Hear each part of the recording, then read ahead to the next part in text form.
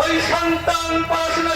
আমি এখানে উপস্থিত যারা আছেন এই বাজারের যারা আমার বক্তব্য সরকারিভাবে যার সক্ষমতা নাই তার শিক্ষার উন্নয়ন করে চিকিৎসা ব্যবস্থার উন্নয়ন আমাদের সাবলে ঢাকাতে চান।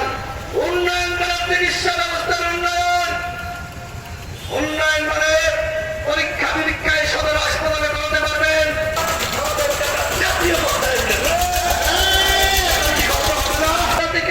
কয়েকজন জাতীয় পর্যায়ে নেতৃত্ব দেওয়ার সুযোগ পেয়েছে। বলতে চাই আগামী ফেব্রুয়ারি মাসে নির্বাচন হবে। এই আপনাদের নেতা হিসেবে আমি নির্বাচন করতে চাই না। সেই নির্বাচন আপনার বাড়িতে হাজির হব সমস্ত নেব এবং আপনারা আমাকে যে শাস্তি দিবেন সেই ভাই একটু পিছিয়ে যান।